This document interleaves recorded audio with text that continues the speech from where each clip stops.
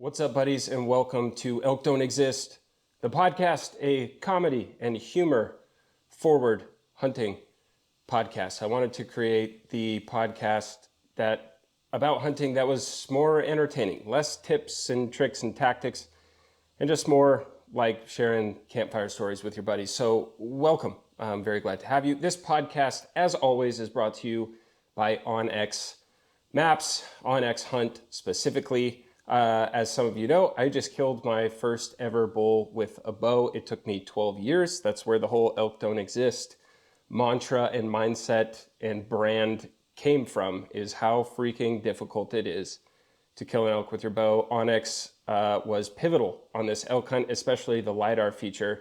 If I heard bugles in the morning or glassed elk, depending on time of day, I was able to open my maps and get a really good estimate to where those elk were either going or coming from based on LiDAR.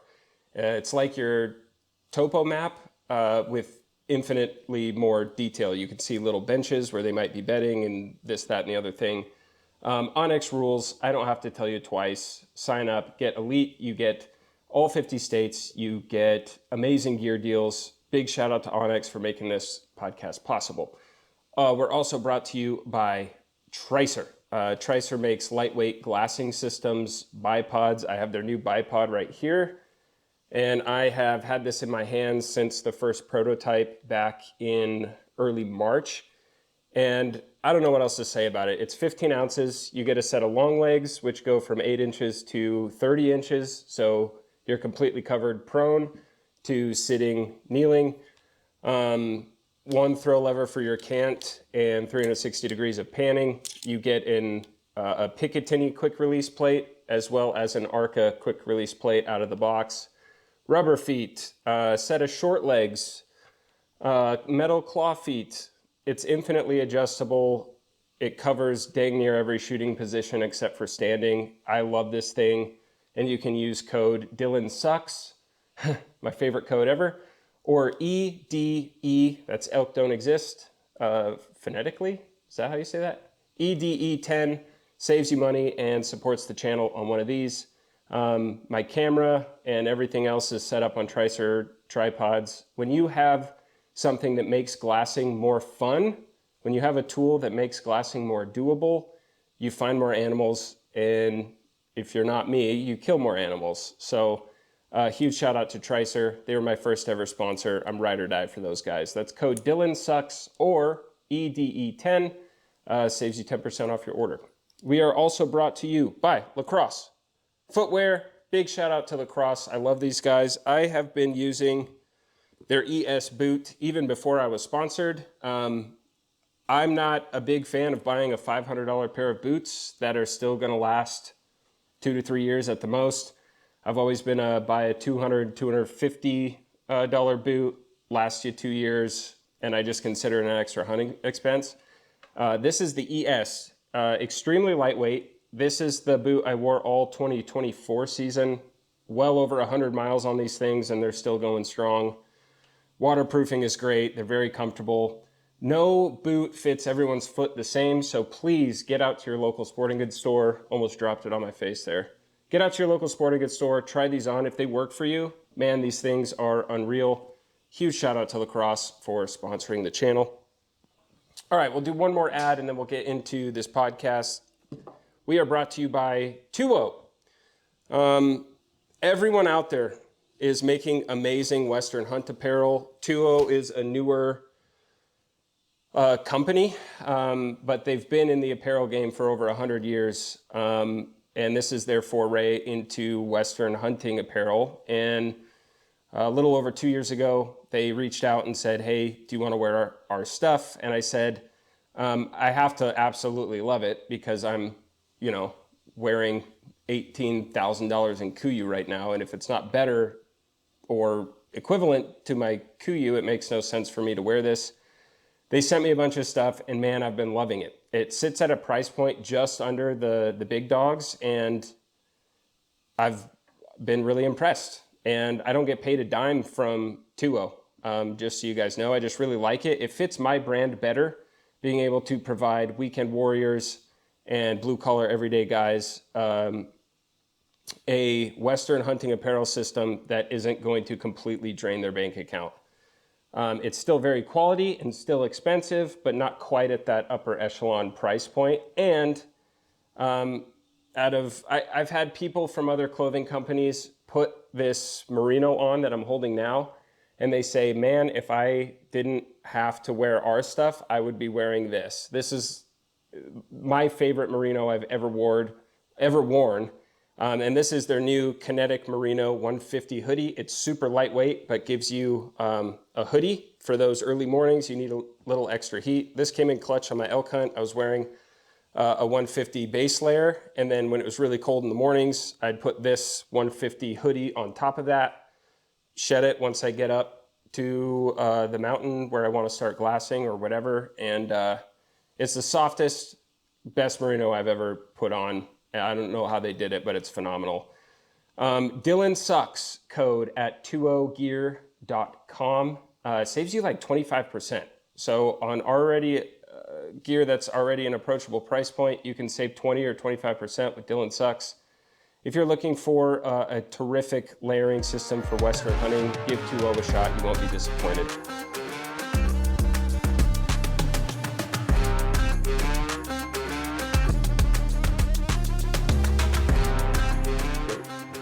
Mike, welcome to the show, my man. What's up? This is my first episode. How do you feel about being number one? This is your first ever episode? First ever episode. So I'm going to be number one. Yeah. I want to be like number 30 after, I can do that. No, I'm just kidding. That's pretty neat. That's pretty neat. That's a big deal. You better not forget it.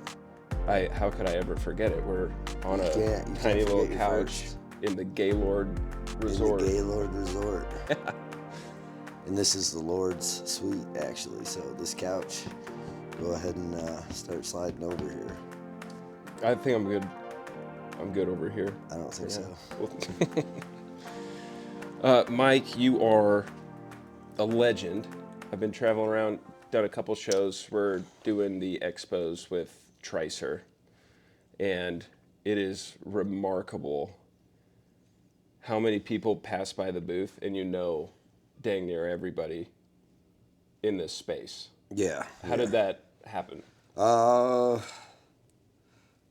don't really know. I'm a people person. I'm a big community person, and that's kind of what I like about the hunting industry is the community aspect. I like the community aspect. The hunting industry, we have a good community for the most part. There's some bad apples out there, but as long as you don't give them any energy or attention, they're kind of irrelevant. But the community in the hunting space is pretty awesome. So totally. But I guess I kind of got to know. I just go to community events, these trade shows, talk to people, get to know people. I think the way I kind of approach the hunting industry is a little bit different from most people. Like I'm not trying to be a personality or film something. Like if a company's paying me, I generally want to do some work for them. Right. Like I actually work for companies, and then I kind of just put myself in positions. I never say no to an opportunity and put myself in positions to meet people. So, for sure, and I've only been.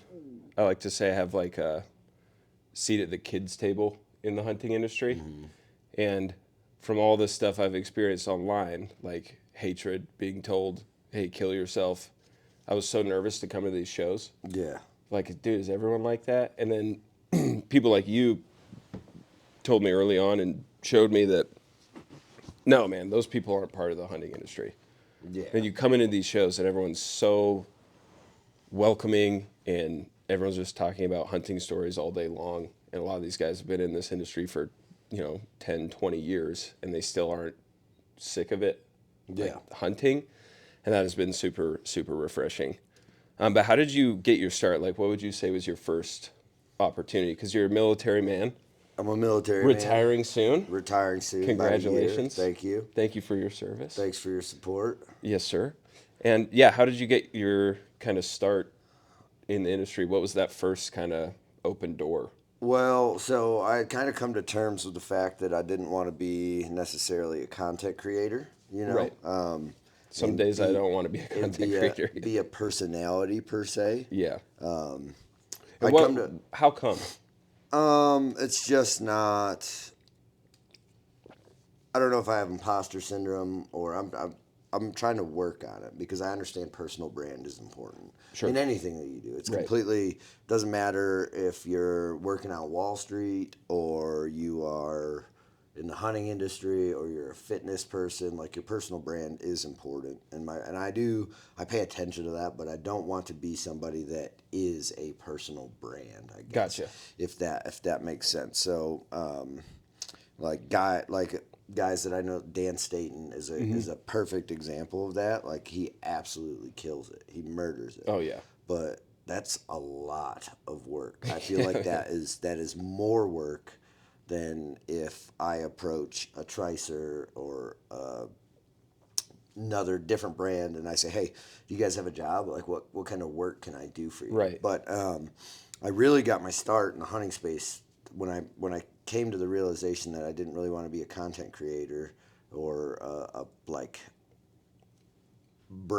personal brand. Yeah. That like, hey, I'm Mike, this is what I'm about, and follow me and watch my story and do all this stuff. Yeah. When I came to terms with I didn't want to do that, I like writing. So You're a great writer. Even like your Instagram posts. Thank you. Like have made me tear up. Thank you. Dare I say? Yeah, thank you. Just beautiful writing. That's right. Because you were writing for like magazines and stuff. Yeah, so I kind of got my foot in the door. I sent an article to a buddy who I knew wrote for gun magazines. I wrote about over-the-counter elk hunting, like tips to be successful in over-the-counter elk hunting, and he sent it to his wife, who was an editor. He's like, I'll have my wife look it over. She's an actual editor for like newspapers and magazines and all this stuff. And she never got back to me. It was like 2 months before she got back to me. And she came back. She's like, I'm so sorry. I was just asking for feedback. So I figured after I didn't hear from her, I was like, yeah, she probably red penned the shit out of it. And was like, hey, dude, quit while you're ahead. Yeah. Don't waste your time. You suck. But she came back. She's like, hey, so sorry I didn't give you feedback. And I still don't have any feedback for you. But bottom line is I want to publish it. And I want to pay you for it. And then I found out she was one of the editors for Black Rifle Coffee at the time. Wow. Coffee or Die magazine, who had an adventure and like outdoor vertical in the magazine. Okay.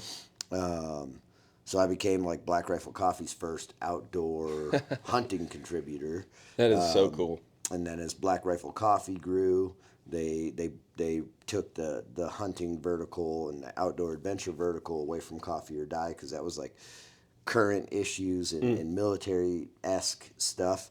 And they created a whole new brand for outdoor adventure, all that stuff, and it was called Free Range American.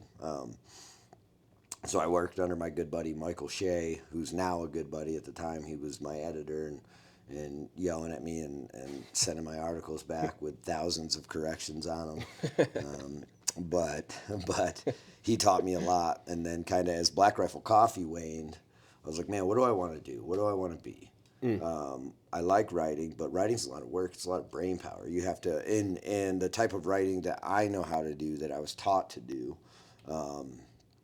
was not here's the 5 best watches for hunting, and go on a website and look at the specs and just pick watches. Right? Editor's choice. Yeah.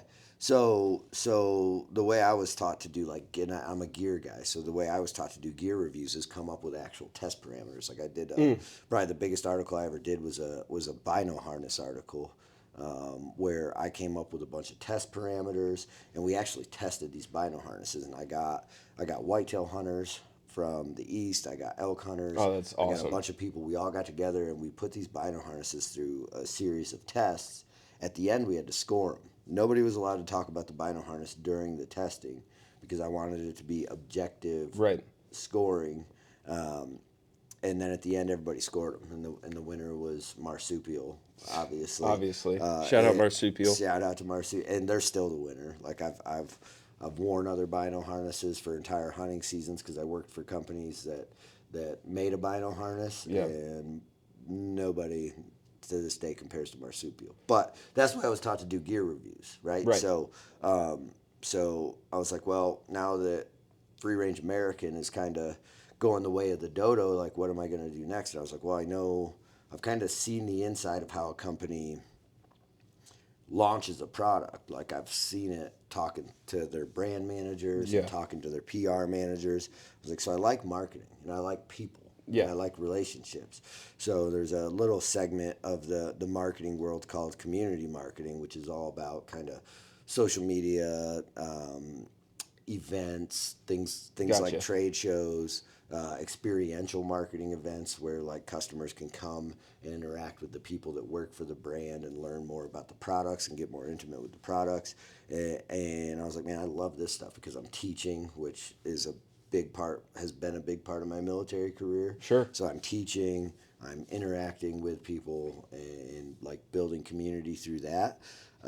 So that was kind of the route I decided to go, and I've worked for a couple of different companies kind of in that arena. Yeah. And now here I am doing some sales for Tricer. So it's a little bit different, but still very relationship based. Yeah, man, I love that. I mean, you think about hunting in general, and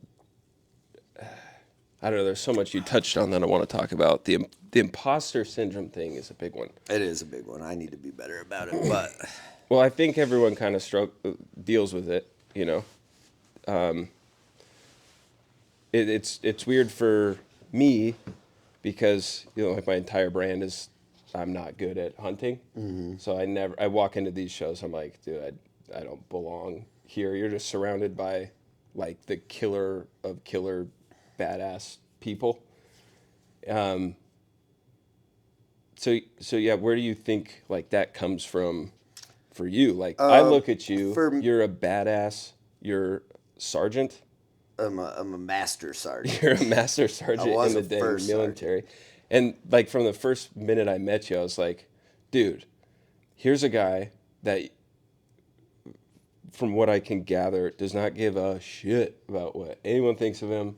He is uniquely himself. Yeah. You know, and I'm still learning how to be uniquely myself.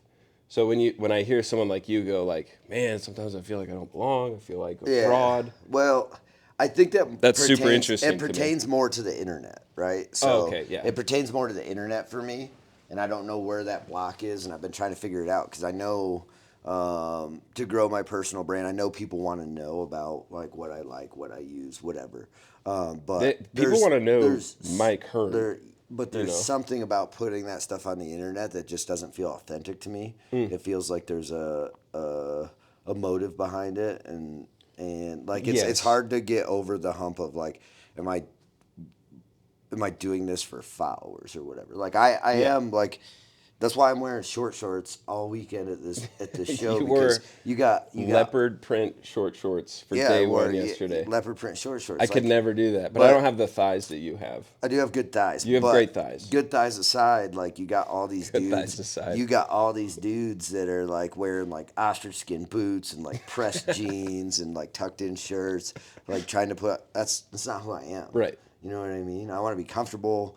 And so like in the world, I'm very comfortable with who I am, and I've spent a few years getting to know myself and like who I am too, which helps.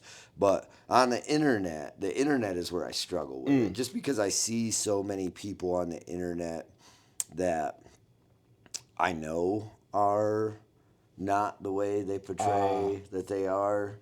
Or that like they're doing things and like it's a weird space, and I'm just not comfortable is not the word, but it is a word to describe it. I'm just not comfortable with it. Like I'm not comfortable with like selling my soul for whatever, likes, totally. Followers, and you don't have to. And you don't have to, but you don't have to, but content is king, 1.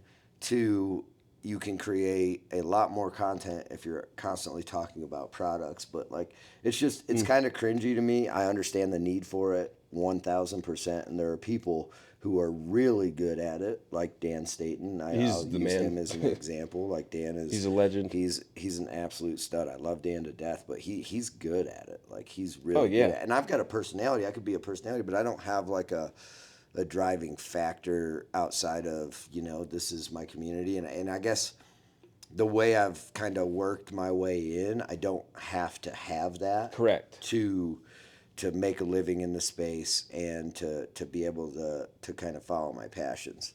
Totally. So Yeah, and that's where I got kind of lucky in the fact like I didn't set out to get here. yeah, Does that make sense? Like if I was trying to get into the hunting industry, I wouldn't have started by making fun of myself for being bad at hunting. Like that was Yeah. never the goal. So what I'm encountering now that I have some sponsorships, and Tricer was my first sponsor ever, and I was just I think I told Drew the first time when he said like we want to like give you free product and all this stuff. I said, "Are you sure?" Like, because this my whole brand is like bad at this, and that came from for years trying to pretend that I was some badass hunter.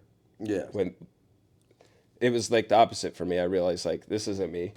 So it's, I had a couple funny video ideas and just recorded it, and a couple of those took off. And then yeah, over the years, it's like okay, now I have some sponsorships and a tiny little following, and some money coming in. So now I'm struggling with okay, I'm struggling sometimes to keep it that authentic thing yeah. that got me here. But now there's other Well, pressures and and that's the problem is it gets hard yeah, and I've managed ambassadors for companies and I've managed ambassadors for companies. So like at the end of the day, you can be the coolest dude in the world, but if you're not selling something for a company or providing them something of value, whether like that's why I started learning how to shoot a camera, is because I'm not a great writer. I have voice, but my grammar sucks and structure. that's what editors are for. Yeah, that's what editors are for. But I realized very quickly when I started writing, if I have good photos with the article, an editor will buy that article because they can't create those photos. Right. They can fix my words. They don't can't have create that those skill photos. set. But like, I'm not a passionate photographer. I like to take photos. Yeah. But like, I don't want to be. It doesn't consume you. Yeah, I don't want to be a photographer. You're a tool, necessary It's photographer. a tool. It's a tool in the toolkit. Right. Right. Same thing with video. I like to create cool videos when I have the time to sit down and like really the space to not want to throw my laptop out the window because I hate editing video. I'm sitting on like 8 or 9 hunt videos, and that's the other thing. It's like I never wanted to film and edit and release my own hunts. It's like, well, who wants to watch me miss animals and not see animals and just talk into a camera? Yeah. So like Well, I'm struggling with that's that. kind of my same with the social media thing. Is it's like it's just a fine line to walk, and when you start getting Yes. paid by brands to do it, like I get paid by, I'm sponsored by one brand, and that's Bagara Rifles. I freaking love Bergara. They have an amazing crew. I did work for them. I filmed one of their Bagara experiences, and then they were like, "Hey, we'd like to bring you on as an ambassador, and we like your photos. We like the way you write. We'd Yeah. like some blog posts." So like it was an organic relationship, and for me, Which is the best. For me, I have to believe in the product and the people. So Right. it can't just be like you could have the best product in the world. Like Tricer could be the best tripod in the world, which I think it is. I think it is. In the hunting space. Tricer could be the best product in the world, but if Drew was a jerk and not the kind of man that he is, Right. I'm not going to want to use that product. For sure. There's companies out there that could probably argue and say that they are the best tripod in the world, and after getting into the kind of the marketing side of tripods and talking to my marketing contacts, they're like, yeah, we don't, like, they make a great product, but they're so hard to work with and this, that, and the other thing. Like, so it's like, wow. Like, And let's name them on camera right now, first and last names. first and last names. Don't make us. That's the kind of guy you are. Like, you'd have no problem. What I love about you, dude, is like there's no bullshit with you. Yeah. Which is so refreshing. I'm very much what you see is what you get. Yeah. And honestly, I love that. yeah, well, I don't know if it's imposter syndrome or having done what I've done in the military, but it's I definitely am very cautious about. I don't ever want to oversell myself. I would much rather undersell myself and overperform Yeah. for a company, like i.e. like working for Drew. I don't know anything about sales. I don't know shit about Dude, you sales. are a But natural salesman. but Sales is just relationships. sales is just relationships. But I'm more of a. I like dealing with customers. Gotcha. So like customer sales, and how do I get a customer to buy this product through Right. ads, whatever. I love that. But yeah, so like Drew's like, oh, you do sales, and I'm like, I'll try. Like I don't know anything about it. You know what I mean? I didn't like. I'm not going into some of these places and being like, hey, I can do this, this, and this, and this and this for you, and I need to be paid $100K a year to do Yeah. it, right? And I have the ability. Cody Rich actually kind of Shout out highlighted Cody, that to me. one I of my love favorite Cody. human beings on the planet. He is an amazing human, but he's like, you know what intrigues me about you, it's like very impressive about you, is your ability to start from zero. Yeah. Like, you're an E8 in the Army, so you've been a leader. Like, my last actual job, because the job I'm in right now is kind of a throwaway for retirement, so Yeah. it's kind of irrelevant. You're being put out to pasture. Yeah, but my last actual job, I was in charge of an organization of 70 people. So Wow. I'm like the equivalent of a COO or a general Right. manager of some of these. Like, you've got guys leading some of these companies on this trade show floor. They got like 10 people Yeah. under them. You know what I mean? And Yep. I'm like managing a dining facility. So I have people that cook food, and I'm Yeah. managing a bunch, like 18 to 25 instructors, and then I'm managing all the operations and the staff that take care of those people.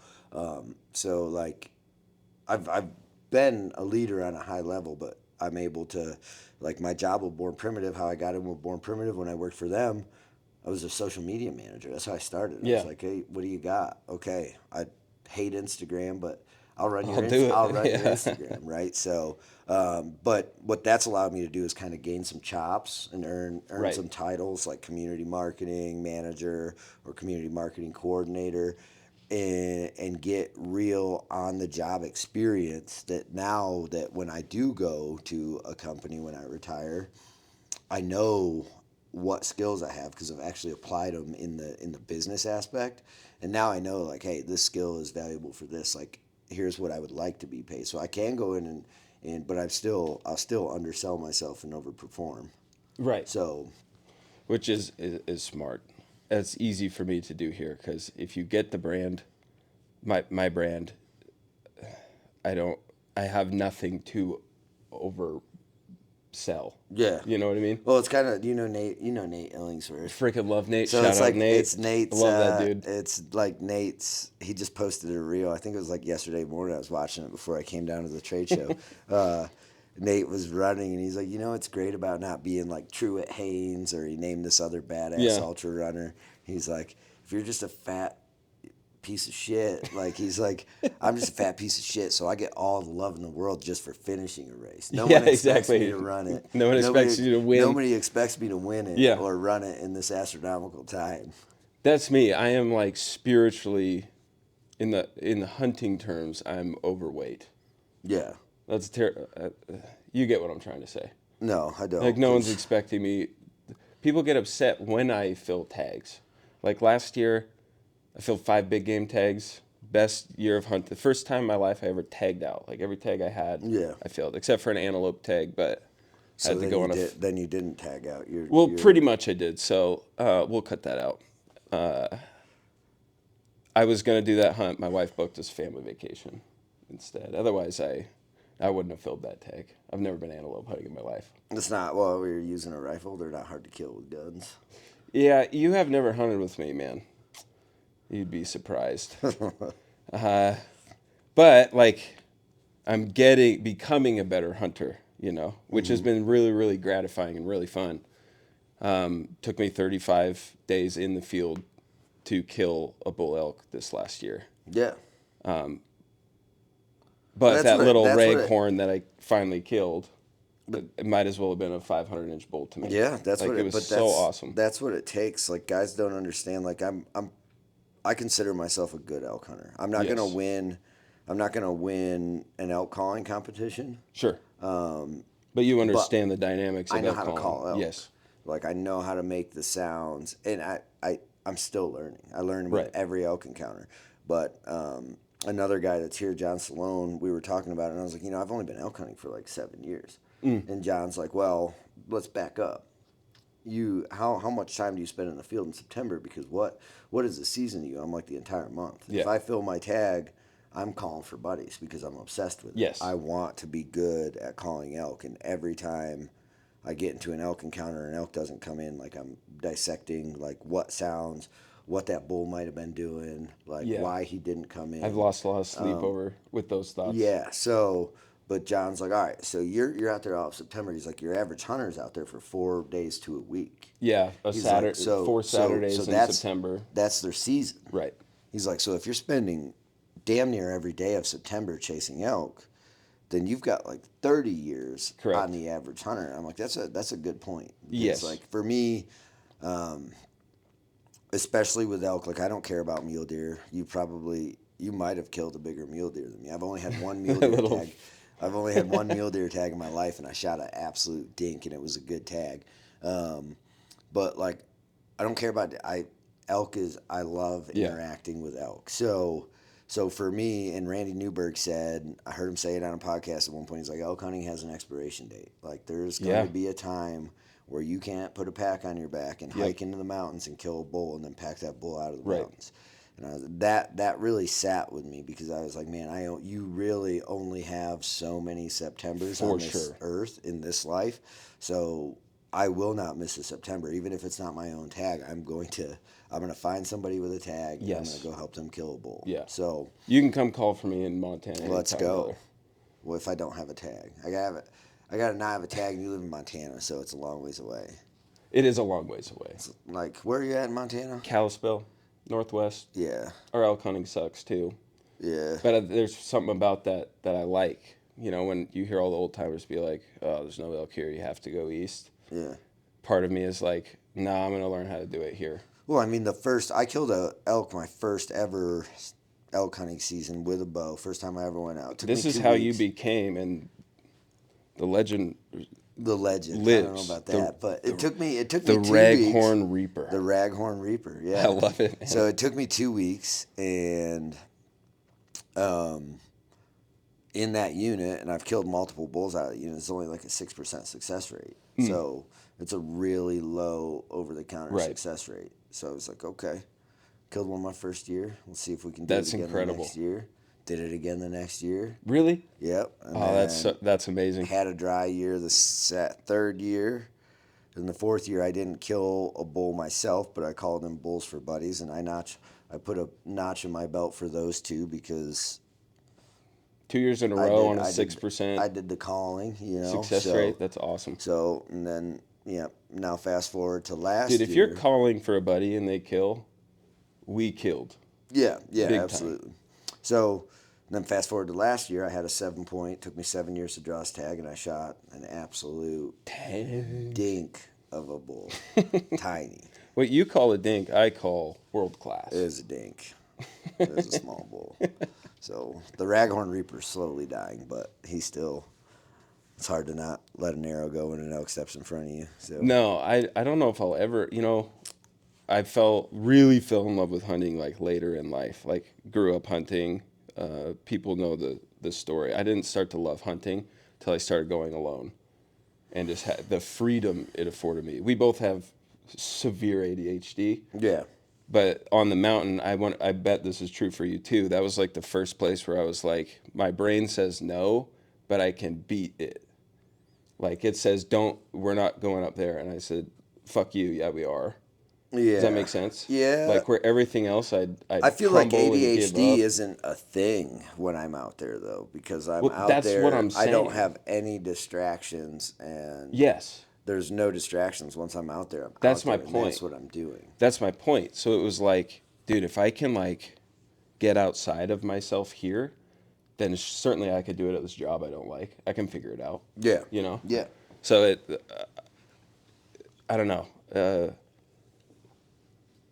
Yeah, I started hunting too late in life. I have no points anywhere. Like fell in love with hunting later in life. But I'm having more fun with it than ever, and that's like what my whole brand is about. Like, there's so many people that will go on an elk hunting trip, come back to their wife and kids upset.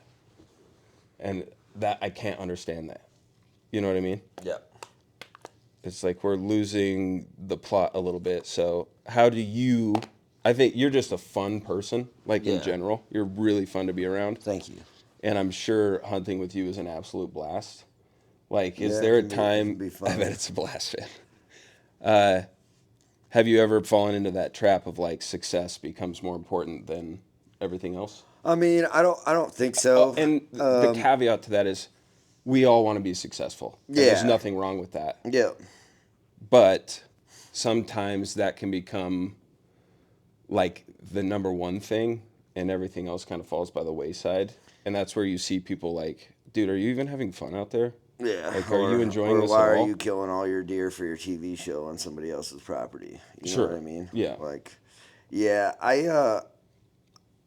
I've never really encountered that. So That's what cool. I found with backpack hunting, and I am a late onset hunter too. I grew up hunting. Like I grew up in upstate New York. We'd skip school the first day of deer season. You go out, you smoke Shoot the first your doe or you'd smoke spike the buck, first deer that walk by, and then it's back to school and sports, right? So I didn't get passionate about it until I'd been to war a couple of times, and I got stationed at Fort Benning, Georgia. And they have a really good hunting program on the base. They have wild pigs. Oh, that's amazing. They have whitetail, like a lot of whitetail and a lot of wild pigs. So, and I hated bow hunting as a kid. Really? I had a bow as a kid. I couldn't hit the broadside of the barn. I had no interest in getting better with a bow. Yeah. I had no interest in getting better at it. Like, did not want to do it. Right? So, fast forward to I'm in my mid-20s and I'm at Fort Benning, Georgia. And my buddies are like, "Hey man, we're gonna go try to kill some pigs. They got pigs. Like we got to do this. We got to get our hunting license. We got to do this." I'm like, "Okay." Go out and start smoking pigs with guns, and then deer season comes in, and we're killing deer with guns. And I'm like, "Man, I'd like to extend this season."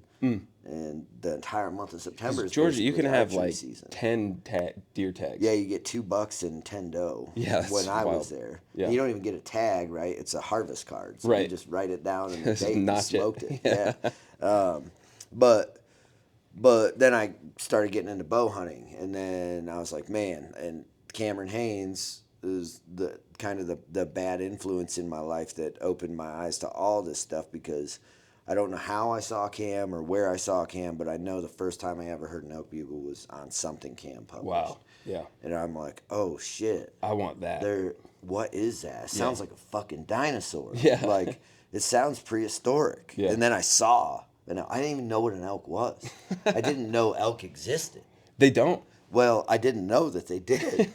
So I was like, what is this? This thing's in America? How can I hunt it? It's out west, right? Yeah. I changed the entire course of my career in the military So to that be able to hunt That's elk. incredible. I was a paratrooper, so I was an airborne infantryman, which is like, you know, as far as tiers in the military go, I'm nowhere near some of my friends who are like elite operators. Right. But paratroopers are a cut above the rest of the Army, right? They volunteered an extra time. They jump out of planes. They have a different attitude. They're just a more elite. They're all gay. They're a more elite soldier. Well, they all have homosexual tendencies. We're the gayest straight Don't we dudes all? in the world. We're very comfortable with grabbing a dick, but we won't ever actually suck it. Clip it. So I changed the entire course of my career, though, to go hunt elk, and left my community in the military, the airborne community, and went to like straight leg land, which we call legs. Straight leg land. Straight leg land. They're not straight. They're just legs. Okay. But I went to leg land and like just to be able to hunt elk. Like changed the course of my career just to be able to hunt elk. So and then when I went on my first backpack hunt, I'm like, wow, this is a lot like combat. This gives me a lot of the same kind of ADD, like in adrenaline. It gives me a lot of the same adrenaline as a combat operation. Wow. Because the only difference between a backpack elk hunt or a mountain goat hunt or a sheep hunt or any time I put a pack on my back and have to rely only on myself in the field to survive, granted I bring comfort items and all of that stuff. The only difference between that and combat is Elk I aren't can't shooting at you. elk aren't shooting at you, and I can't call a helicopter if I run out of food. Wow. You can't call a helicopter if you fall off a cliff. Like, you don't have a gang of people out there with a bunch of first aid supplies. You Right. don't have a medic on site that can give you a trach or splint your leg. Like, so you're out there completely unsupported. You have to support yourself. So it gives me a lot of the same kind of adrenaline that I would get from combat. Very, very similar, and it translates over too, because I did the same shit in combat. I was backpack hunting. I just had to wear body armor, a helmet, and carry a couple hundred to a couple thousand rounds of ammunition on my back. And we had 30 dudes, and when we would, instead of setting up camp, we would set up patrol bases, right? Yeah. You got machine guns on the apexes and pulling security and doing all that stuff. So very similar. So, and then I fell in love with it from there. I was like, this is like, from that first elk hunt, I was like, this is what I want to do. This is like, you're out here alone in nature or with, one or two close friends. Yeah. And this is it. Like, this is where I feel alive. This is where I feel the most myself. Definitely. Yeah. So that's super cool, man. Let's talk about Maven Optics. I switched everything over to Maven Optics about a year and a half ago, and I love them. As I tell people, if you have Swarovski money, hell yeah, dude, buy a Swarovski. If you don't, high-end Japanese glass versus high-end European glass, my eye can't really tell the difference, if I'm being honest for you. This is a third of the price. Maven stuff is a third of the price of Swarovski and like half of the price of some of other companies' higher-end optics. And I want to specifically shout out this. This is the new Maven M2. This is a monocular, and I never thought I'd ever be a monocular guy. And they sent this to me. This is their high-end Japanese glass. It's $500, which is an awesome price point for something like this. And it is a 12 by 50 monocular. But I think of it more as a mini spotting scope. So this stays in my truck, and when I'm out glassing, ag fields for whitetails before they go up to public land or whatever, this is on my window mount, and I can get great footage through this with my digiscope, or just glass with this instead of having to have my like big 18 by 50 binos on a window mount. This is really, really light and really, really short form factor. So, but I also use this because for elk hunting, when I wanted to stay light, I used my 9 power binos instead of my 12s often. And when I was sitting down to glass and I wanted to reach out a little more, I would just keep this little guy in my hip belt, and I put a Tricer NS4 little aluminum Arca clamp on it, so that I can throw it in my tripod, and then I have a little tiny mini spotting scope if I want a little bit more reach.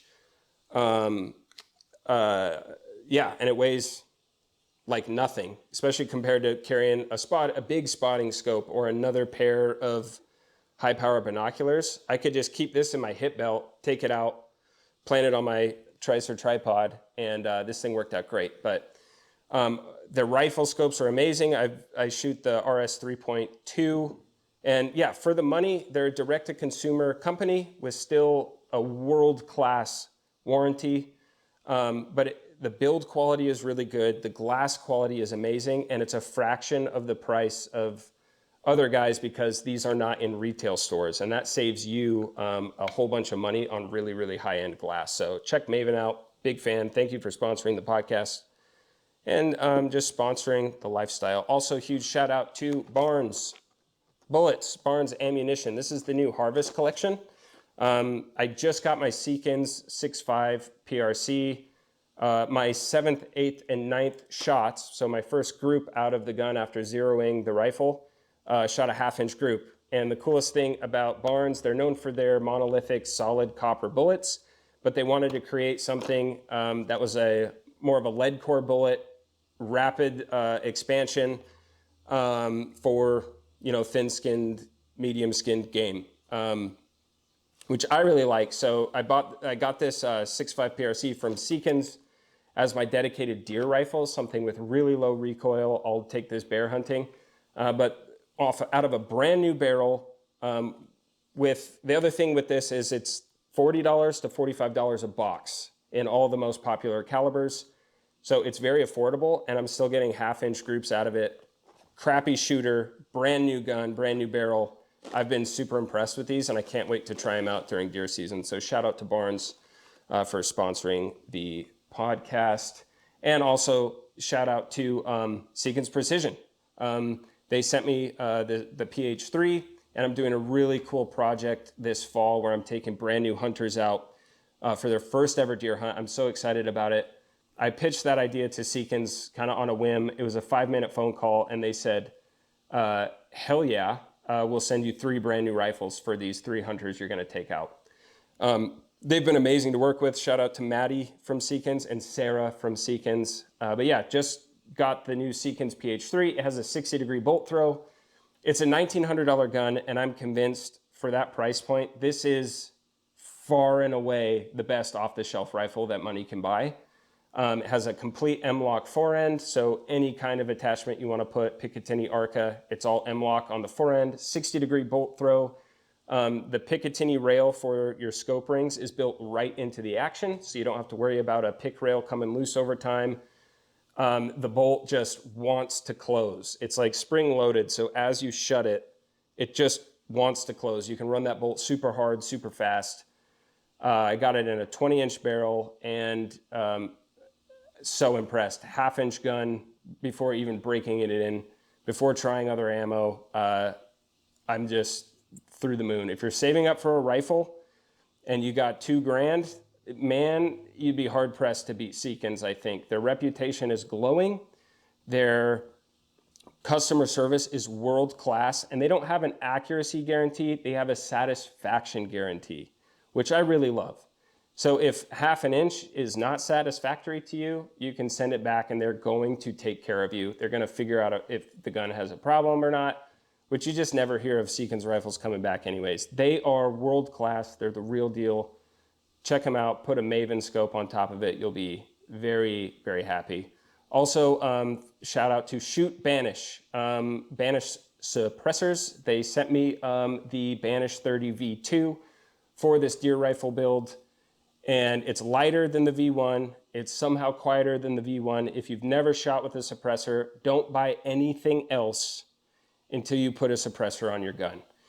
It makes it more or less hearing safe, just you don't get that concussive blast. For me, a guy that struggled with a flinch for many, many years, it helps me make better shots because I'm not anticipating that loud concussive blast. And it takes away 30-40% of recoil. So enhanced shootability, the quietness. I mean, everyone's going towards suppressors. Don't wait. If you go through Silencer Central right now, they're covering your tax stamp too. There's never been a better time. Don't buy 3 new hunting jackets. Save your money and get a suppressor and thank me later. So huge shout out to those guys. I think that's everyone. And of course, elkdon'texist.com. I wore the black on black Elk Don't Exist hat, and I'm convinced it's lucky. I was wearing that this entire season, and I will never be hunting without it again. Remind yourself to take yourself less seriously, have more fun. It's a great conversation starter, and it supports me a ton. That's how I make the majority of my money, is through elkdon'texist.com. My profit margins are extremely small while still being able to offer very quality pieces of gear. This is not a get-rich-quick scheme for me. This is more of a way to build brand awareness, to invite others to join this club of mediocre hunters that just want to have more fun and learn how to be more successful. So elkdon'texist.com. But did you find that, I'm going to ask you this, and I have two specific questions for you, then we need to probably get to work. What time is it? 8:42. We're doing good. We're doing good. Did you find, because you've been in combat, mm-hmm. Did you find that elk hunting was like a healing experience for you? Or was it more of, I need this adrenaline, and this is a way I can get that? I think it's more of a way. I don't necessarily, it's not like I need it, but it is a way I can get that adrenaline outside of combat. Got you. Healing, I'm like just starting to scratch the surface. So like some of the trauma from war and Sure. kind of like I'm like just coming to terms with the fact like I might have a little PTSD, right? Like nothing crazy. I'm not like low crawling around the hotel room at night with a knife in my teeth or like Yeah. I don't none of mean to this- laugh at that. None of this It's is just funny. imagining It's funny. him in his leopard print shorts doing that is Low hilarious. crawling into some room full of like a family with kids. But I'm not doing stuff like that. But I'm starting to come to terms with the fact that like, yeah, I probably have some issues from that. Like I probably have some trauma from that, and I've compartmentalized it. Yeah. But I don't necessarily know. I don't think the outdoor heals it, but it gives me a place where I can like experience it and look at it from Sure. a different angle and have clarity. Because in this world, it's hard. Like I'm sitting man. here on this podcast, my phone's been blowing up. Oh, yeah. Like you have distractions. I can turn that TV on if I'm like thinking about something or having a hard time with something. I can turn that TV You can distract on yourself. and just tune out. Right. Right. So it's really You don't get that luxury out there. You don't get that, especially when it's slow. You don't have cell service when you're hunting by yourself. It's you and your thoughts, It's you and your thoughts, and that can be scary sometimes. That can be real scary. Yeah, it can be real scary. Yeah, man. So, Oh man, I like to ask this question because you said one or two close friends hunting with you. Yeah. So I like to ask people this question because everyone has a slightly different answer. What makes a great hunting buddy? Well, that's kind of a loaded question, but and I'm not prepared to answer it, so I'm gonna try my best. I know it's hard. It's hard because your hunting circle is tight. Yeah. I mean, I guess it's people that like you get along with, you can be yourself around, and that like they gotta kind of have the same attitude and drive as you, Right. and the same go. Because I've hunted with very few people that I'm like, man, this person's insufferable. I don't want to be with them. I've had camera guys on hunts, not filming me, but like out calling for friends that were insufferable. That like I was like, I don't want to be in the field with you. You fucking suck, dude. And there's nothing worse than that, because I've hunted with some guys in the past that I get along with great, and then you go out there and you see how they handle failure or when something doesn't go their way, and you see a whole new side of them that you haven't gotten to see before. And you're like, yeah, I'm never going with you again. Yeah. I've heard stories like that, but most of my hunting, like most of my crew, like my buddy Cody Covey, I've hunted with him numerous times. Like, he's an absolute bird. I don't know how he does it. He's got a horseshoe up his ass. Like, he's killed a giant moose with his bow. The same day I shot my raghorn, we had the same tag last year. Same day I shot my raghorn, he killed like a 350 something bull. Killed his biggest bull. Wow. To date. Same day. That's awesome.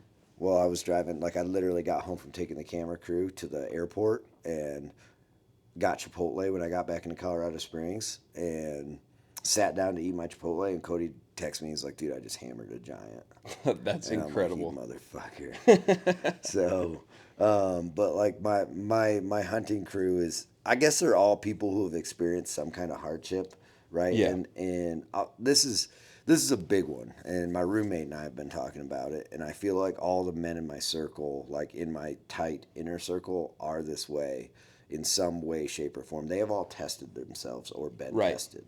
Because there's a lot of men in this world that like have big muscles and big followings on Instagram. And let's name them first and last name. Dillon Deitz. No, sorry, he's too small. But Dave, I've been in the gym, bro. But there's a lot of men in this world that have like,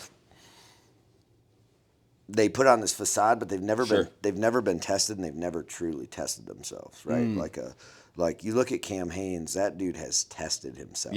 Over. Cam Hanes gets a ton of hate and over. I love Cam Hanes. Dude, he's the shit, and I've kind of been through this whole, and you came into it a little bit more mature at an older age, but like I've been through this whole like ebbs and flow. Like there was a point where I was like, I'm gonna be an Instagram guy, and like taking shitty cell phone pictures of a pack of broadheads, thinking that was gonna get me sponsored, right? And then there was a point where I was like, man, fuck Cam Hanes. He only hunts elk on public land or private land. Like he's only hunting these expensive elk tags, but Cam's earned it. Cam's Yeah, fucking man. earned it. Like, Yeah, and everyone's saying that. You're telling me you're going to say no to hunt private land? no, Get the fuck out of here. absolutely not. But I kind of went through this whole like stage of maturity Right. in this space, right? Like kind of stepping my way up. Like I look back at like some of the ways I thought or things I Sure. said, and I'm like, man, I'm a fucking dipshit or was a dipshit, right? So you kind of go through this maturity, but like. Right.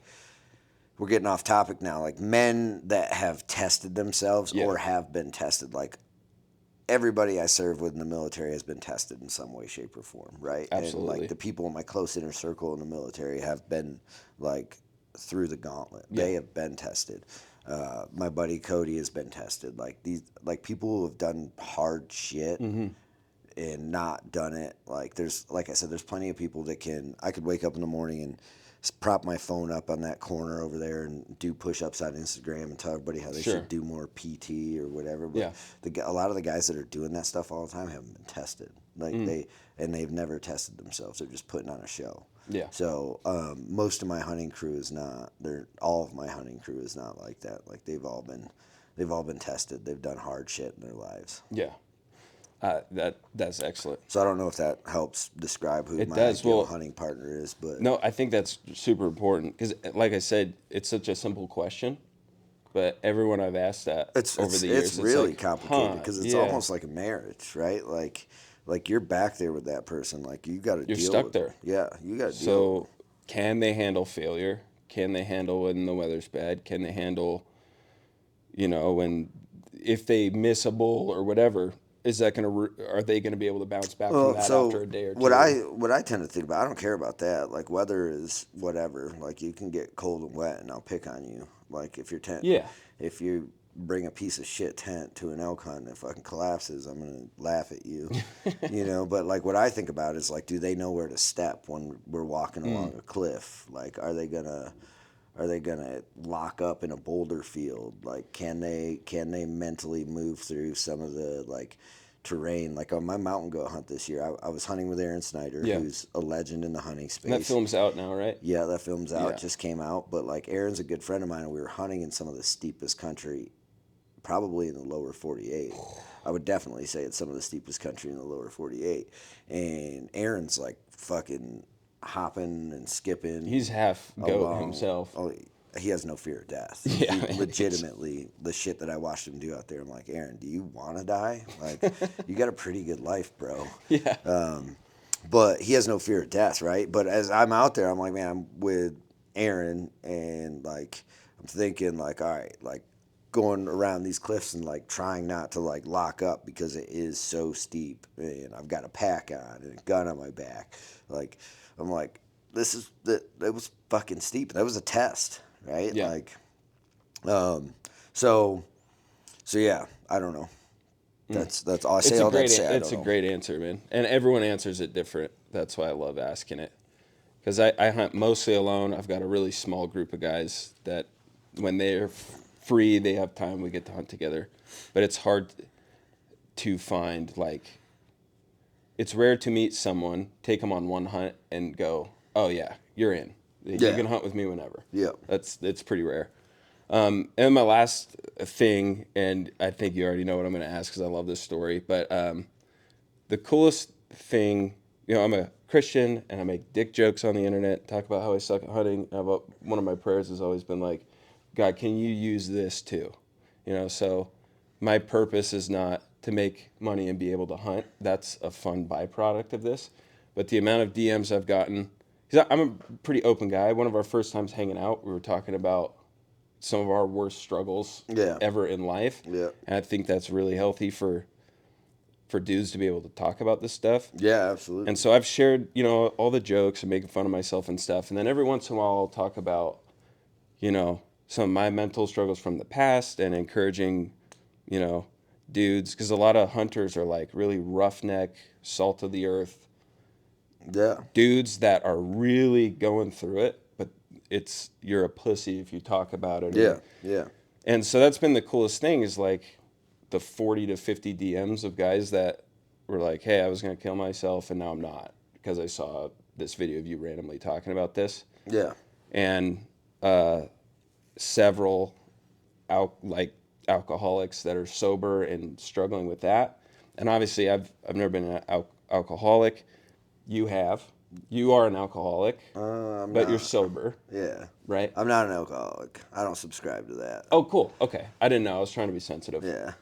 Well, I love that. Yeah. But I got guys that, I'm walking through life with on the internet, which Yeah. is so cool, that have similar struggles. I've got a 20-some-year-old kid who's been sober like 300 some days now. Yeah.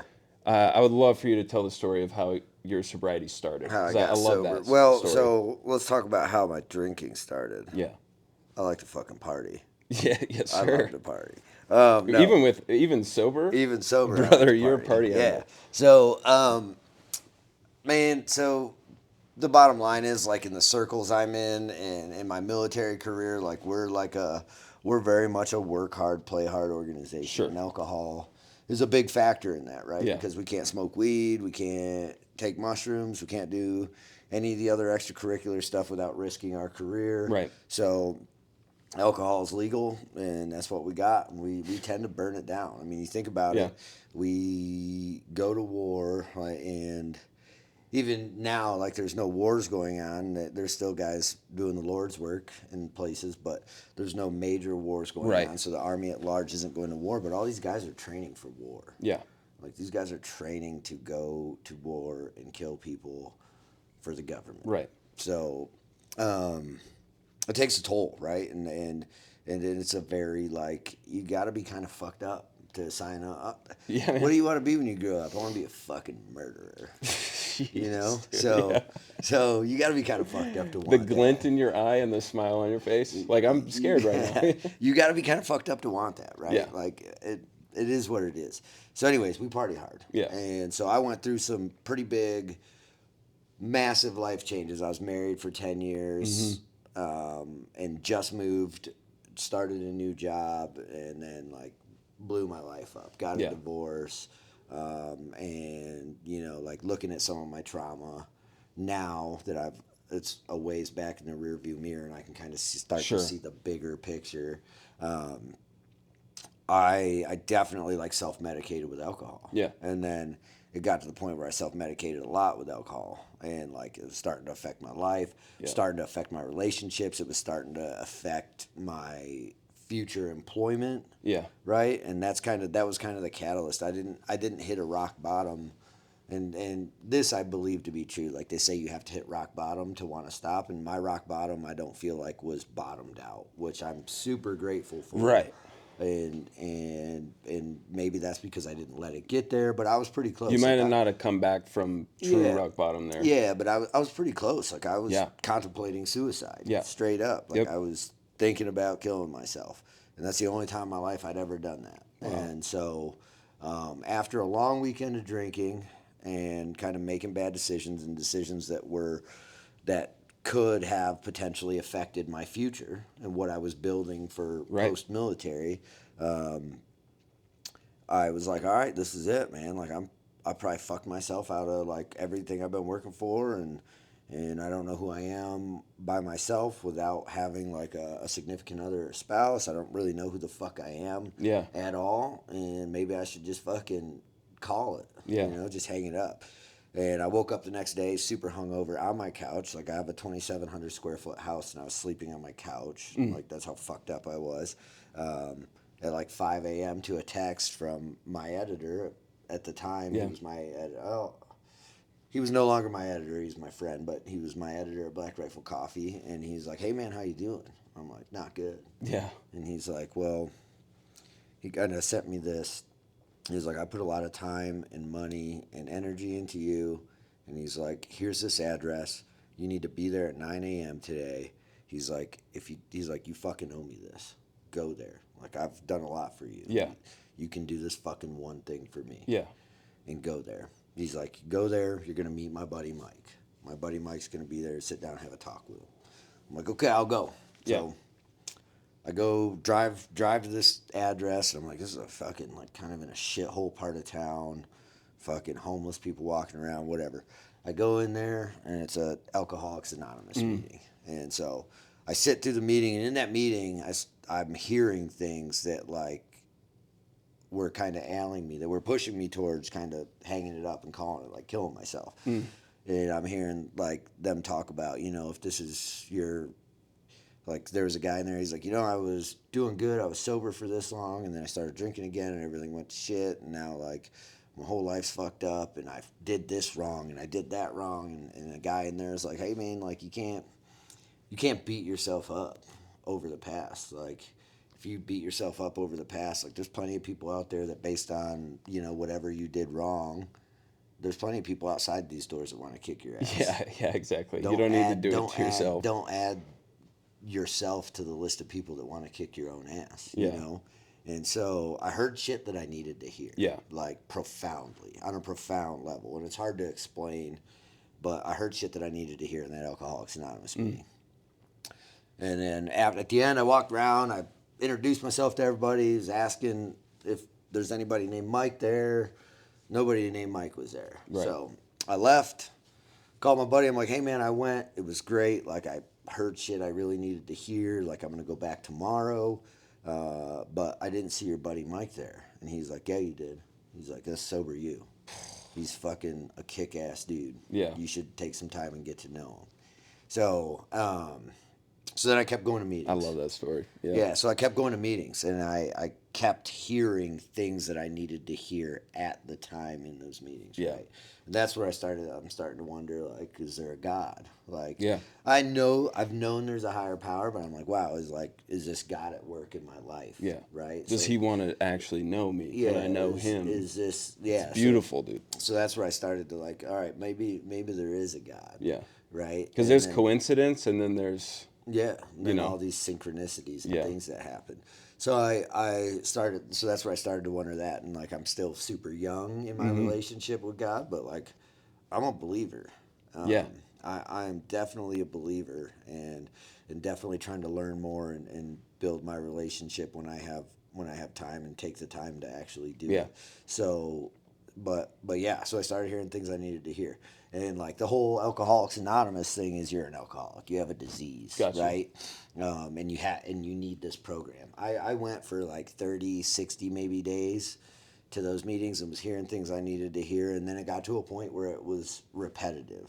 Gotcha. And it's good. There are people that like need that, or that's the structure that they need to not drink. But for me, it was like a light bulb went off when I realized, you know, I could go to that casino night last night and not drink and still experience and not everyone can do that. And I'm not missing out by not drinking. Like Luke, I love him to death. He's a fucking amazing human. He just got sponsored by Coors Light. And so that's which amazing. is huge. Yeah. Like that's amazing. Yeah. And I love it for him. And so he brought me a 12-pack of Coors Edge, which is their non-alcoholic beer. I was like, hey, bring me some Coors. I want some NA Coors for the show, dude. I'll drink so that way I can drink a beer with you for like old time's sake. But the biggest thing for me was it was an identity thing, right? Like it was an identity thing. And I struggled with it at first. Yeah. And it was like, man, like I have to, you know, we go out, I meet you for the first time. We go out to a restaurant for dinner. And then I gotta be like, oh, I'm not having a drink tonight. Like, and it just like, that's why I say I'm not an alcoholic. Like, by the book term, by AA standards, I'm an alcoholic. But by my standards, I'm not. I'm Mike Herne, and I don't drink. Yeah, that's cool. It. Yeah. Like, and now that's part of my identity. I don't drink alcohol. Right. Right. So once I figured out how to flip that switch to where it's like I'm missing out or I'm not part of the crew because I'm not drinking. Right. To I'm Mike, this is who I am, and I don't drink. Yeah. And that's it.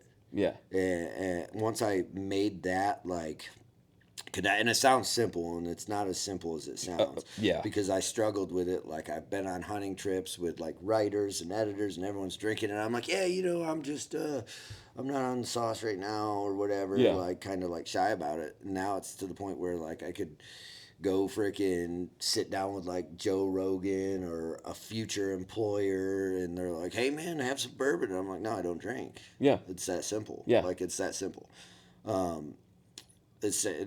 For people that like struggle with it, it sounds way more difficult than it is. But that's my identity now. Like Yeah. that's part of my identity. It's no longer like I'm Mike, and if people ask me, sure, yeah, I used to party, I used to get fucked up, but now I don't drink. Right. Now it's who I am now. Yeah. So yeah, I love it, man. And 900, how many days now? I could tell you exactly. We're coming up on the big 1,000. My man. The big 1,000. Let's see. Close that. Where's it at? I put a tracker on my phone, and for some people, I think this helps me because I like to look and Yeah. see numbers. The first time I quit drinking, I didn't put a tracker on. I just kind of rough estimated. So Yeah. I'm at 971 days. And no Congratulations, glitch. man. Awesome. So, but yeah, and I don't share that stuff. I don't want to demonize alcohol, right? Like Right. you drink, people I'll have can a drink. People can drink. Like I try not to demonize alcohol. So like that's just not for me anymore. Right. Exactly. I just don't do it. Yeah. You know? So Yeah.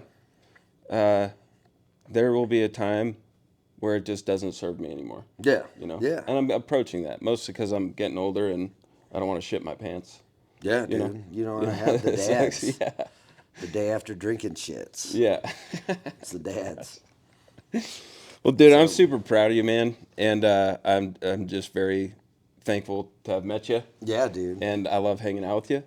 And I love getting roasted by you incessantly. Yeah. It's very fun. Thanks for being on the show, man. Thanks for having me. Elk buddy. don't exist. Elk do exist. No way. kill I don't them believe a lot. I kill a lot of elk.